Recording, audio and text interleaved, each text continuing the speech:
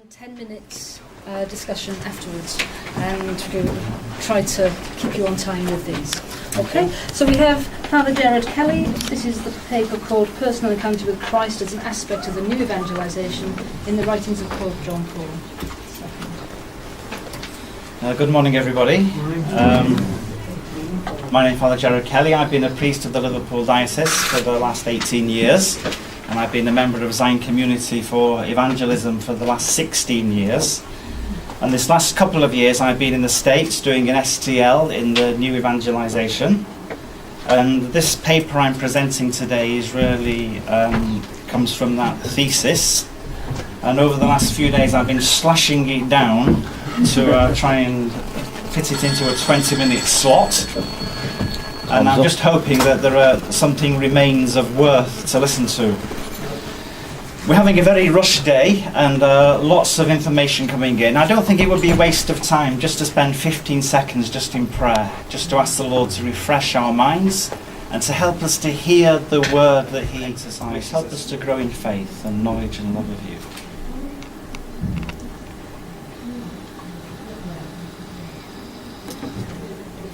We pray in Jesus' name. Amen.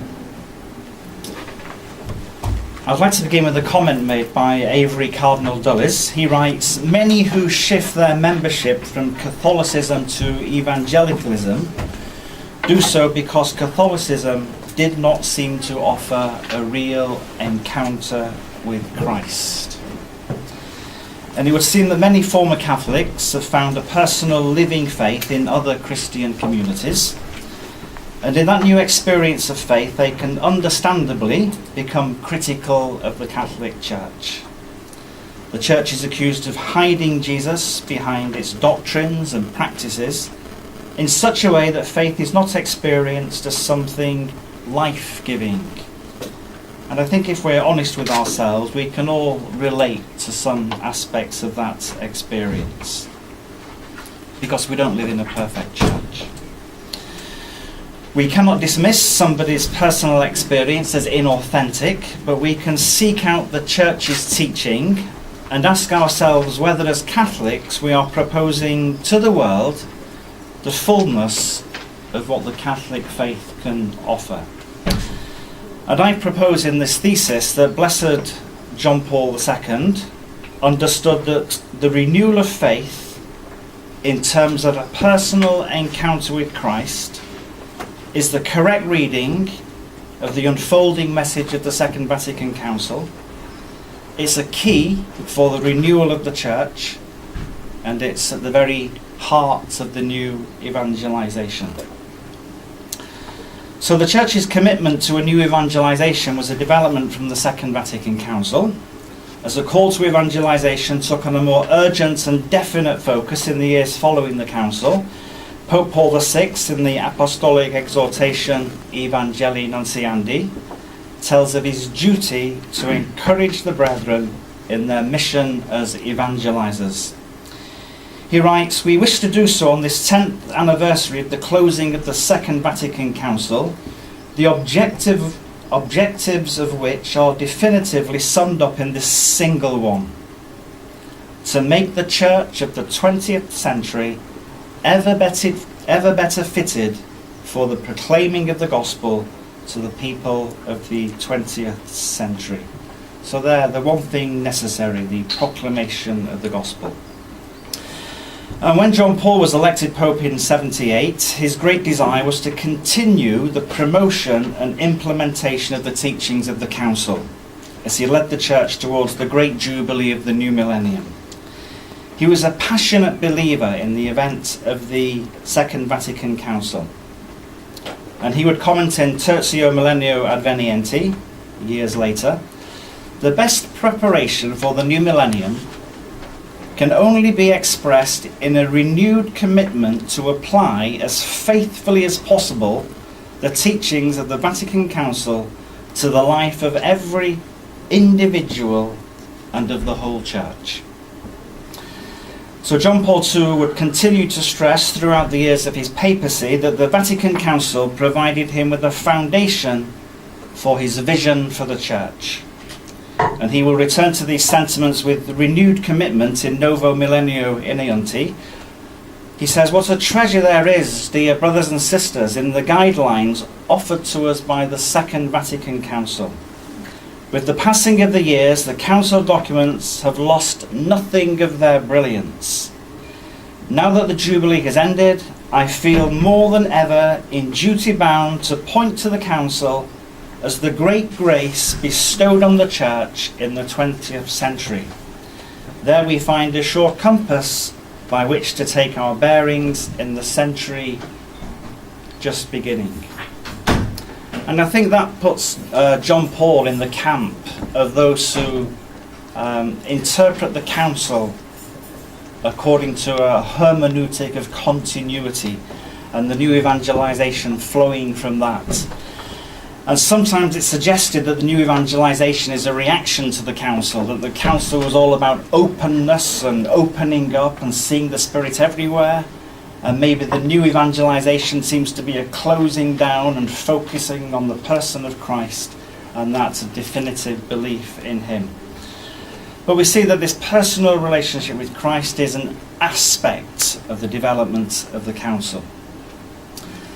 So John Paul's concern for the renewal in the evangelising power of the Church was matched by his concern for the freedom and dignity of the human person. The theme of the awesome dignity of the human person can be discovered and experienced through encounter with Christ would be an important focus in the writings of John Paul II from his earliest days as a priest and philosopher. And he did not arrive at the teaching of the importance of personal encounter with Christ as if it were solely the conclusion of academic debate, but rather from encounter with his own humanity and his own encounter with Christ. And from his earliest days as Karol whatever, he was not a stranger to the hardships and sorrows that life can bring. In his family life at the age of 8, he suffered the loss of his mother. Just 3 years later, his elder brother died. In 1938, Karol and his father moved to Krakow as Karol took up university studies. But in the following year, the Nazis invaded Poland. The university was closed down. Karol's studies were replaced by work in a quarry and later in a chemical factory. And Karol's personal losses and hardships continued with the death of his father in 1942, leaving him without immediate family at the age of 21. So he was a man familiar with suffering. His formative years were certainly rich in personal experience. So Karol Wojtyła's love for the person and his love for human love itself led him to a profound respect for the dignity and freedom of the human person. Without respect for dignity and freedom, authentic human relationship is not possible. The ability to freely give and receive, to freely sacrifice and surrender, is of the essence of what it means to be a person. Never mind a Christian, a person, made in the image and likeness of God. In fact, the history of the word person traces back to the Trinitarian debates, in which the persons of the Trinity are differentiated only by the relationships that they have with one another. The word person expresses individuality, but not individualism. Individuality that is expressed fundamentally in the uniqueness of relationships. In 1961, Karol Wojtyła published what would be a seminal work for all his later writings, Love and Responsibility, a philosophical analysis of the human person created for love and relationship. And this book is pivotal in the context of the whole of John Paul II's corpus, in that it brings together the fruits of his learning from philosophical studies and pastoral experience. Love and Responsibility is a book about human sexuality, love and marriage, written from a philosophical perspective. However, it is a work that is truly personalist in its character, in that it explores how every aspect of human love is at once deeply human and deeply humanizing when considered as the most sublime capacity and highest aspiration of the person in authentic and free encounter with another person. And Whatever states that even God himself has freely chosen to restrict himself in his dealings with the human person, writing a divine rule which he himself is bound to follow, having endowed the human person with intellect and with freedom. It will only be later that John Paul II will fully develop these ideas in his catechesis of the theology of the body, but it is important for this present study that we grasp John Paul's understanding of and respect for the person. It is only in consciousness of our dignity as persons that we become dissatisfied with the faith we are unable to embrace in a deeply personal way. In this theology of the body, in which John Paul II builds on the philosophical foundations expressed in love and responsibility, he will introduce the bridegroom imagery of Christ, who loved the church and sacrificed himself for her. Whatever, who had made the human person the central focus of years of his study, was now prepared to take a most significant contribution to the council debates. He will exert his influence most powerfully through his direct involvement with the documents Gaudium et Spes and Dignitatis Humanae. But his personalist approach will be evident at all the council's deliberations.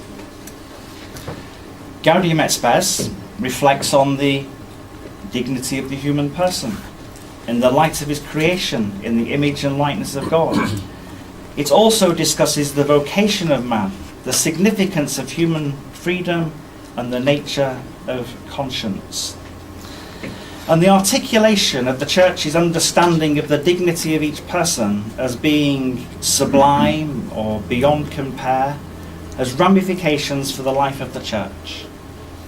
Baptism, as the sacrament of welcome to the Church community, cannot merely be an admission into a faceless membership of the Church as an institutional organisation. The baptised person must have the opportunity to experience the living faith which the Church describes in her theology and teaching. For by his incarnation, he, the Son of God, has in a certain way united himself with each person.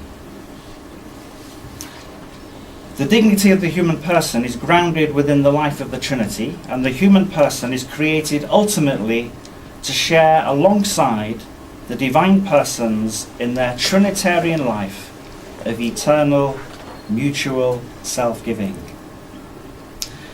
It's in the document Lumen Gentium that we are given a vision of how human persons come to share in the life of the Trinity, by sharing in the communion of love which is the Church. From Lumen Gentium: since the Church is in Christ like a sacrament or a sign and instrument, both of a very closely knit union with God and the unity of the whole human race, it desires now to unfold more fully to the faithful of the Church and to the whole world its own inner nature and universal mission. And it is particularly in chapter 5 of Lumen Gentium that the Council presents precisely this teaching, that within the family of the Church, all, without exception, are called to a personal, living experience of faith. And Karol had himself put forward the suggestion during the Council that the chapter on the laity in Lumen Gentium precedes the chapter on the hierarchical Church. And Avery Dulles reports, regarding the constitution of the Church, Bishop Whatever insisted that the main goal of the Church is sanctification, and that the teaching and ruling offices are subordinate to this goal. The chapter on the people of God should precede that of the hierarchy. for the hierarchy is only an instrument for promoting the